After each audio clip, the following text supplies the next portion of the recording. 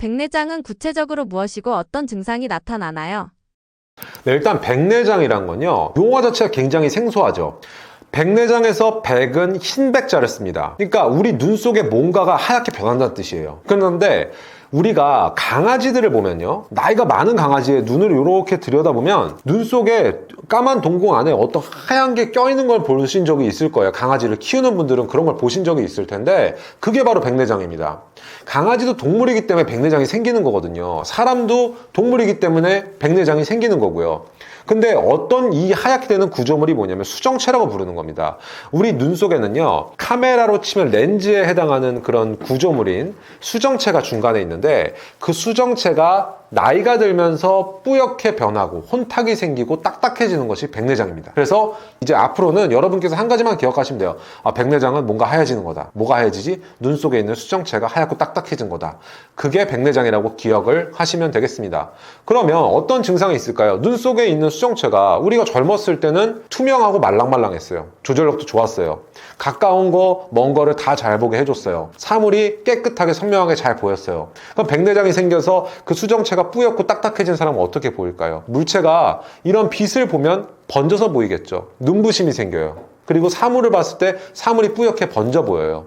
한쪽 눈으로 봐도 사물이 갈라져서 겹쳐 보이거나 갈라져 보일 수도 있습니다. 그런 여러 가지 증상들이 백내장 때문에 발생하는 증상. 그리고 마지막으로 노안도요, 백내장 때문에 발생을 하는데, 우리가 가까운 물체를 잘 보려면 수정체 조절력이 작용을 해줘야 되는데, 그 수정체 조절력이 떨어지는 게, 뿌옇고 딱딱해지니까 조절력이 떨어지는 것, 백내장이 발생하게 되면 그 수정체의 조절력이 떨어지거든요. 그러니까 근거리를 볼 때 노안이 발생하고 근거리 시력이 떨어지게 되는데, 그것 또한 백내장의 증상이라고 하겠습니다. 백내장이 발생하는 원인은 무엇인가요? 백내장이란 건요, 누구나 나이가 들면 피할 수 없어요. 무조건 생깁니다. 우리가 흰머리가 안 생기고 주름이 안 생기는 사람 없겠죠. 마찬가지로 백내장도 눈 속에서 수정체가, 우리가 머리가 하얗게 변하듯이 수정체가 하얗게 변한다고 생각하시면 돼요. 그래서 첫 번째 백내장에 누구나 피해갈 수 없는 원인은 노화입니다. 그런데 그런 원인 외에도 좀 특별한 경우들이 좀 있어요.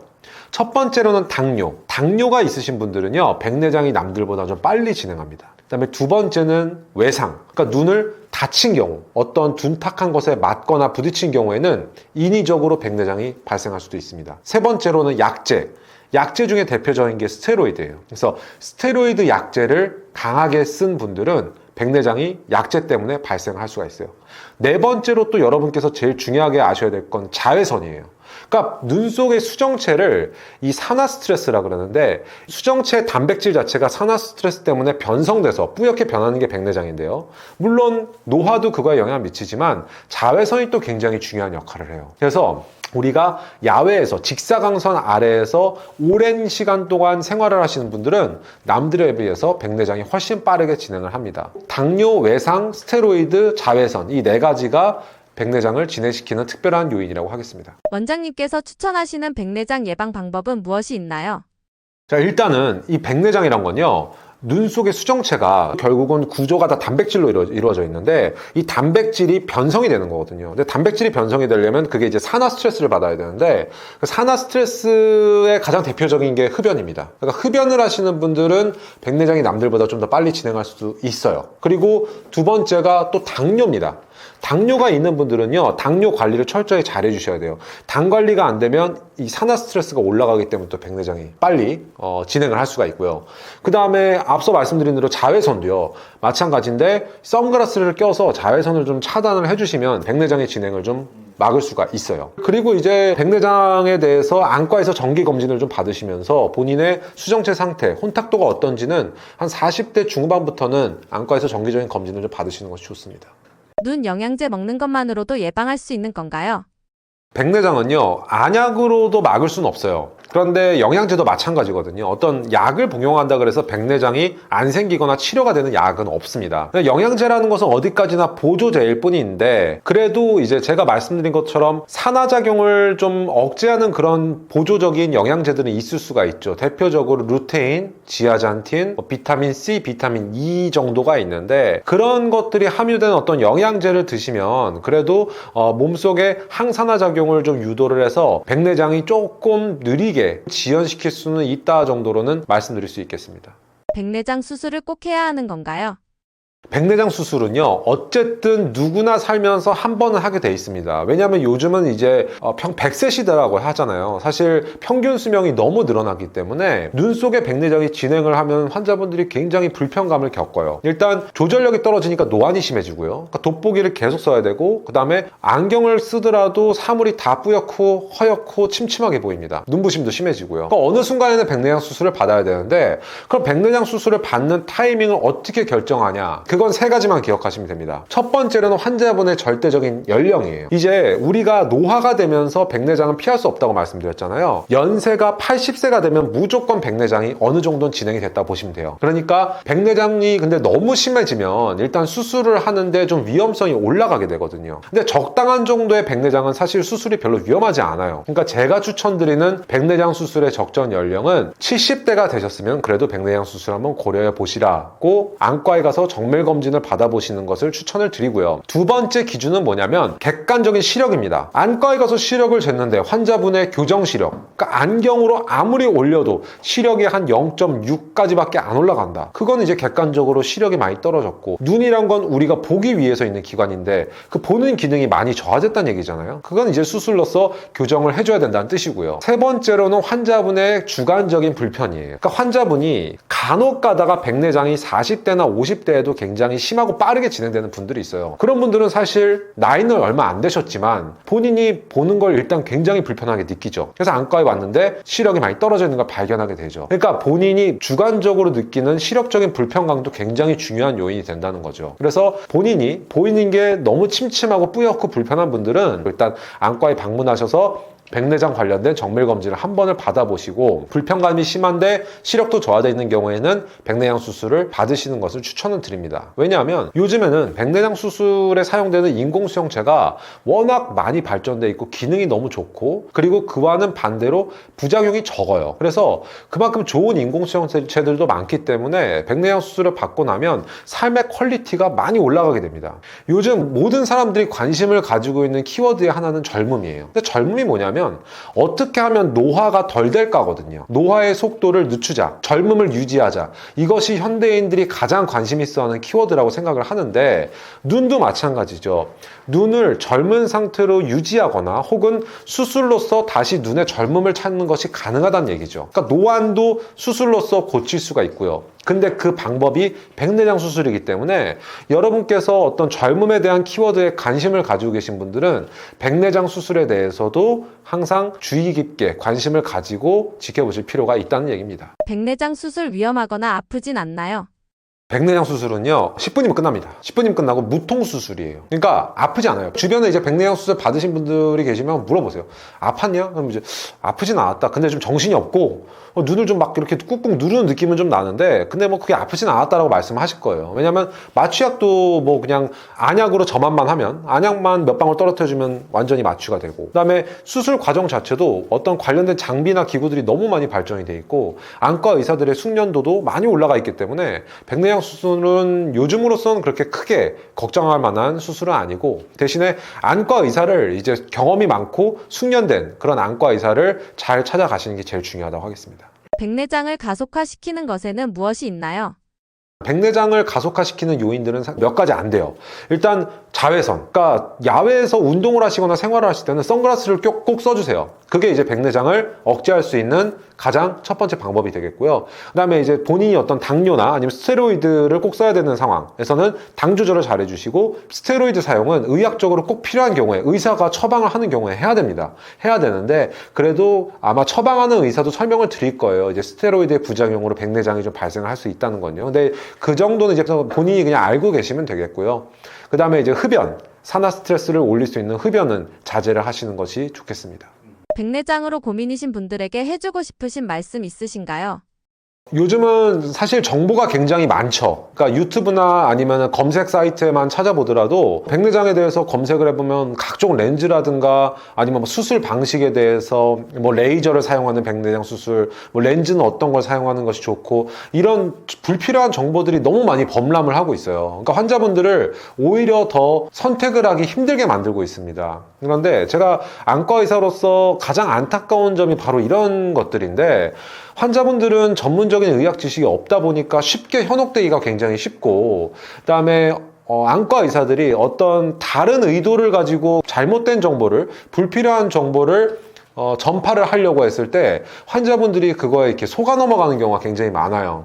그래서 제일 중요한 거는 일단 본인한테 꼭 필요하게, 그러니까 과하게 수술을 권하지 않는 그런 양심적인 병원에서 주변에 수술을 받은 분들이 결과에 대해서 만족을 하는, 평가가 좋은, 그리고 누구나 인정할 만한 의사의 경력과 경험이 풍부한 그런 병원에 방문하셔서 안과적인 정밀 검사와 진료를 받으시는 것이 바람직하다고 하겠습니다. 안구 건조증을 일으키는 진짜 원인은 무엇인가요?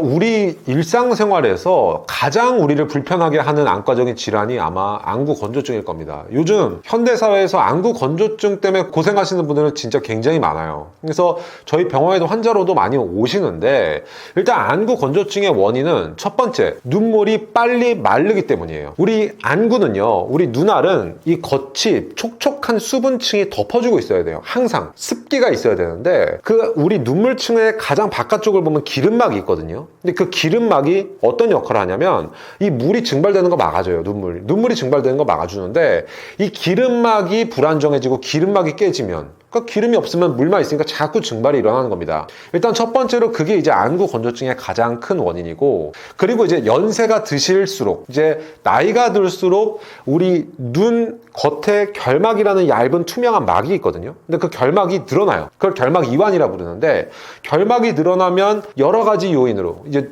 물리적인 마찰도 일으키고, 안구 내부에, 결막 내부에 공간 자체가 줄어들어서 눈물이 밖으로 밀려 나오고, 그래서 연세가 드신 분들은 눈이 빨갛게 충혈이 되면서 염증 물질이 분비가 되면서 눈물이 바깥으로 밀려 나와서 눈물이 자꾸 흐르는데 눈은 굉장히 건조한 그런 역설적인 상황이 생기는 거죠. 그러니까 나는 눈이 건조하고, 나는 눈물이 너무 많이 나는데 눈이 너무 뻑뻑하고 따가워. 병원에 오셨는데 의사가 보더니 안구 건조증이라고 진단을 한다. 눈물이 많이 나는데 어떻게 안구가 건조하냐라고 질문들을 많이 하세요. 근데 그게 그 두 가지 상황이 동시에 발생할 수가 있다는 거죠. 안구 겉에 표면의 눈물층이 약한 것과 그 다음에 눈물이 반사적으로 눈이 자극이 돼서 눈물이 나오는 것은 별개의 상황이라는 거죠. 그래서 안구 건조증을 일으키는 원인, 쉽게 얘기하면 첫 번째, 눈물층이 약해지고, 두 번째, 연세가 드신 분들은 결막 이완, 즉 결막이 늘어나기 때문에 안구 건조증이 발생을 한다고 하겠습니다. 건조할 때 인공 눈물을 넣으라고 하는데 효과가 있는 건가요?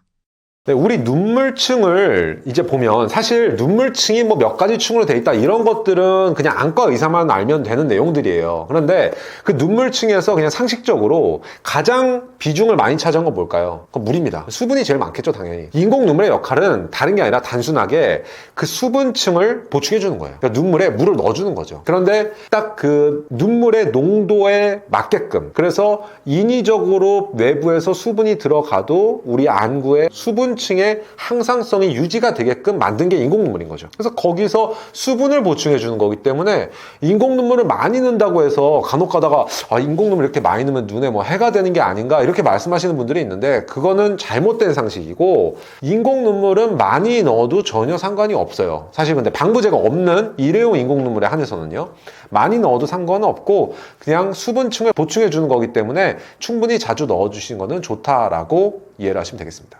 인공 눈물 사용 시 주의할 점은 없나요?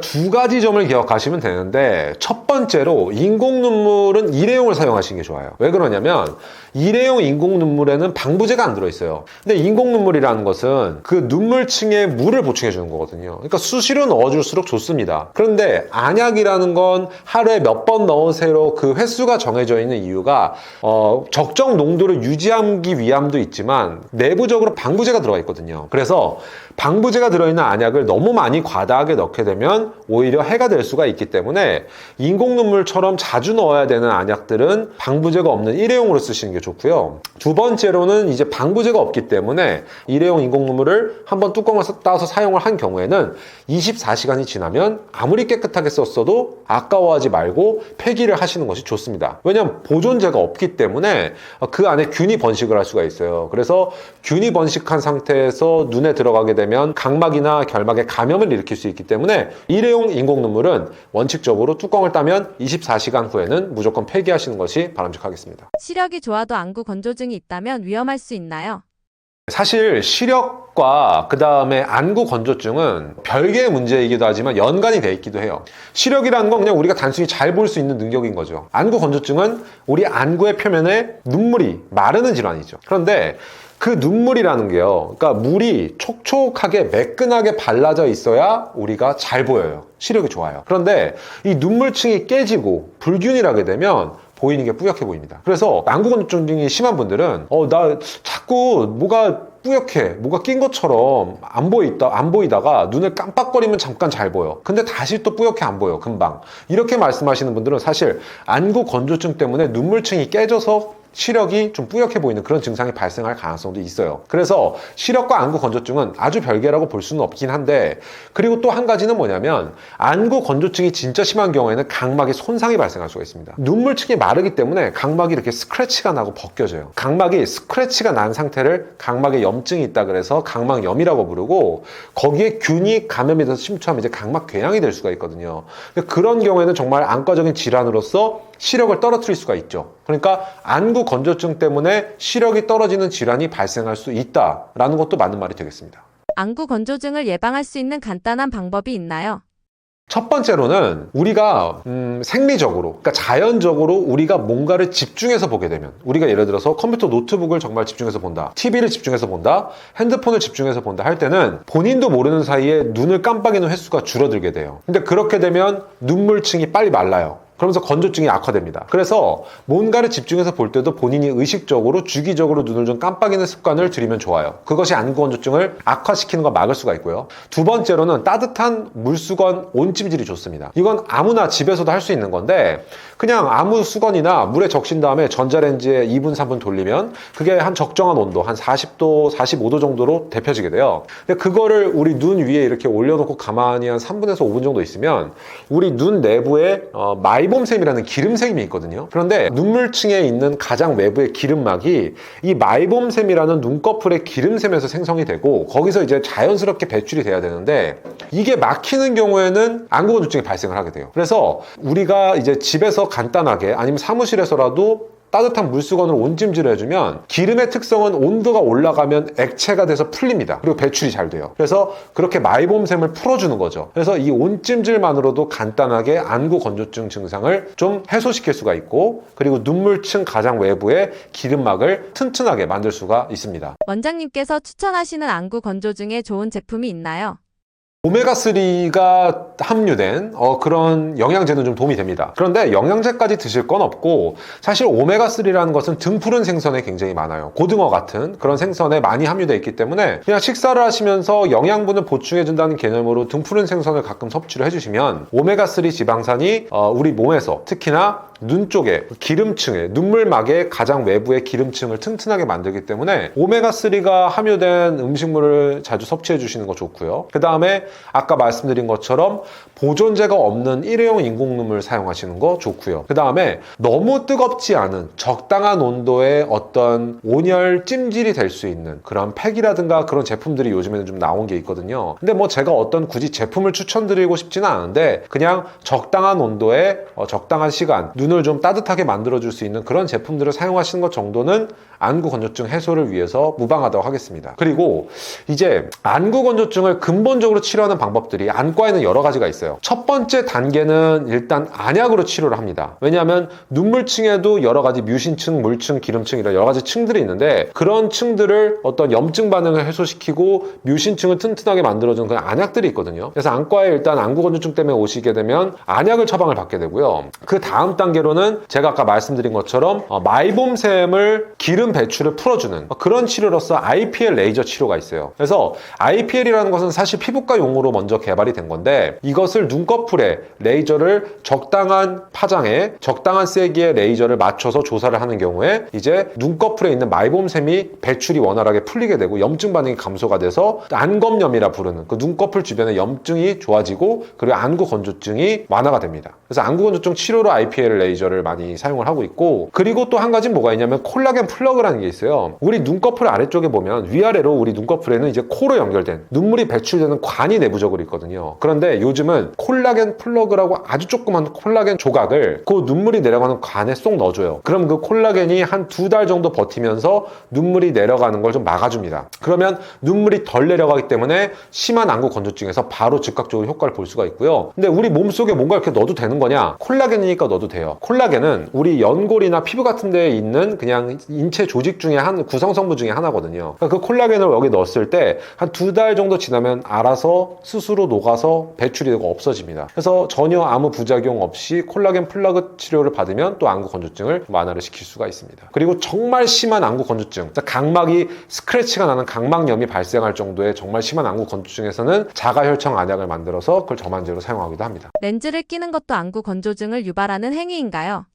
자, 일단 렌즈라는 것 자체가 우리 눈에 덮이는 이물이겠죠. 소프트 렌즈가 됐든 하드 렌즈가 됐든 마찬가지인데 각막 표면에 어떤 이물이 돌아다니게 되는 거예요. 그리고 그 재질이 뭐 실리콘으로 만들었던 아크릴로 만들었던 그 차이일 뿐인데, 일단 이 렌즈를 눈 속에 넣게 되면 이 렌즈 자체가 수분을 필요로 해요. 뭐 어떻게 얘기하면 물을 좀 빨아들이는 성질이 있죠. 그리고 물리적으로 눈에 마찰을 일으켜요. 그렇기 때문에 눈물층을 인위적으로 깨게 됩니다. 그래서 렌즈를 끼는 것은 안구 건조증을 악화시킬 수밖에 없어요. 그래서 안구 건조증이 심하고 증상이 있으신 분들은 일단 렌즈 사용을 자제하시는 것을 권유드립니다. 안과에 가서 치료받을 수 있는 것은 어떤 것들이 있나요?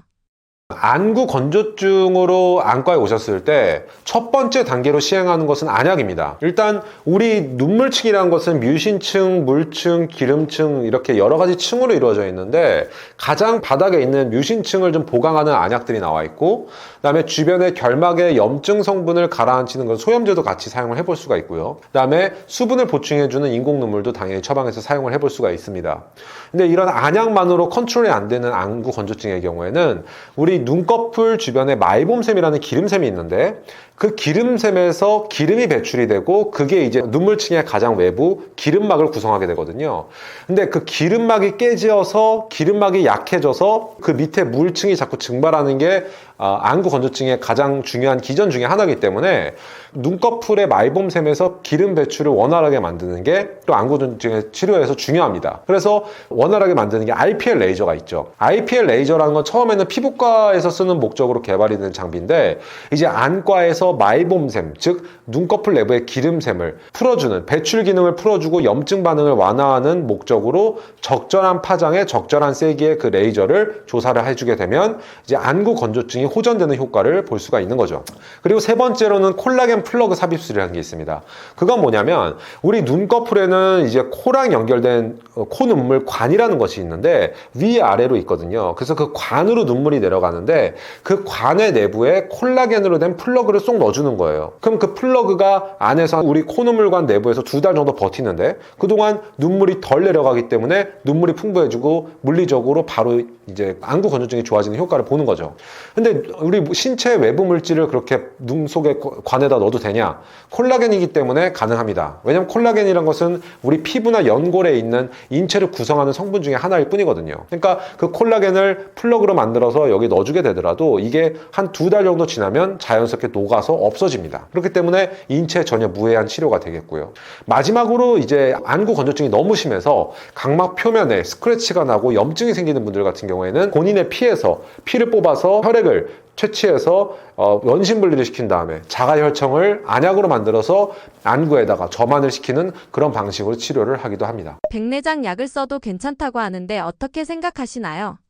백내장을 쓰는 안약이 몇 가지가 시중에 나와 있어요. 그런데 가장 처음에 오리지널이 된 안약은 사실 일본에서 출시가 된 안약이고, 이거는 1980년대에 개발이 됐습니다. 그러니까 굉장히 오래된 안약인데 처음에는 효과가 있을 수도 있다 없을 수도 있다라는 그런 논란의 여지가 있긴 했지만 어쨌든 효과가 있을 수도 있기 때문에 처방을 한다 정도였는데, 그게 수십 년이 지나면서 다양한 임상 연구들이 일단 추적이 됐고, 그 결과 백내장에 쓰는 이런 안약은 그다지 효과는 없다. 아주 초기에 백내장을 약간 지연시킬 수도 있다 정도이지 백내장을 치료한다든가 이미 백내장이 생긴 눈을 되돌린다든가 그런 효과는 전혀 없는 것으로 밝혀졌습니다.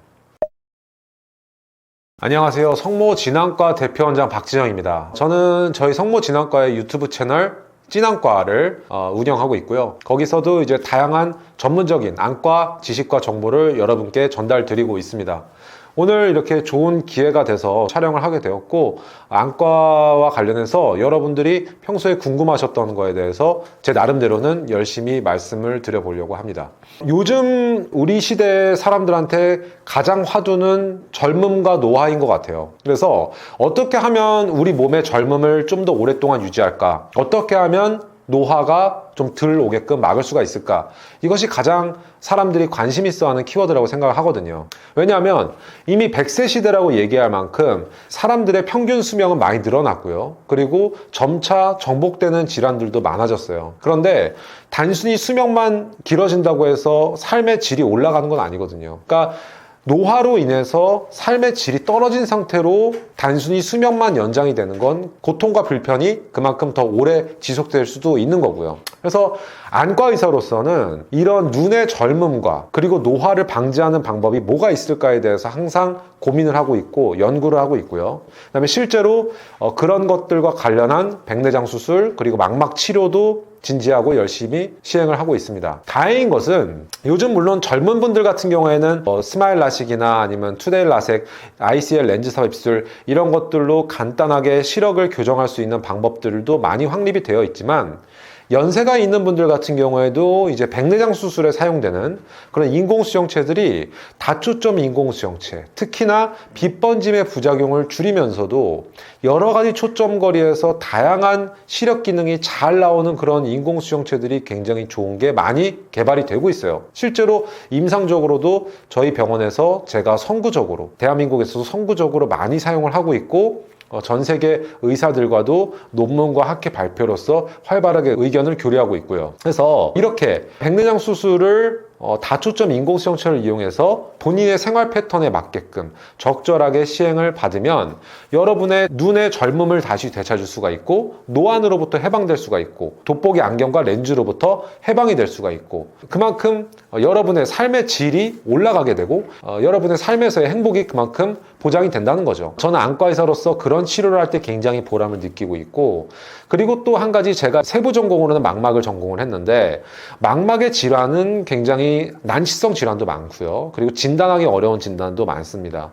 그렇지만 요즘에는 뭐 레이저 치료라든가 각종 주사 약제가 굉장히 발달을 해서 그런 안군의 주사 치료로도 황반변성 등의 이런 질환들을 적절하게 치료하면서 환자분들의 만족도를 올릴 수 있는 그런 방법들이 많아지고 있는 상황이고요. 그래서 제가 이렇게 안과 전문의로서 강남역에 위치한 저희 성모진환과에서 여러 가지 치료들을 집중적으로 전문적으로 숙련된 저희 병원의 의료진들과 함께 시행을 하고 있기 때문에 여러분께서도 이제 저희 성모진환과의 유튜브 채널 찐안과를 방문을 하셔서 그런 여러 가지 영상들을 보시고 본인의 어떤 눈에 백내장이나 망막이나 본인의 시력교정 수술 등이 궁금하신 분들은 언제든지 저희 병원에 방문을 하셔서 저희 의료진에게 검사와 진료를 받으시는 것을 추천을 드리겠습니다. 다음번에도 더 재밌고 알찬 내용을 준비를 해서 다시 또 찾아뵙도록 하겠습니다. 감사합니다.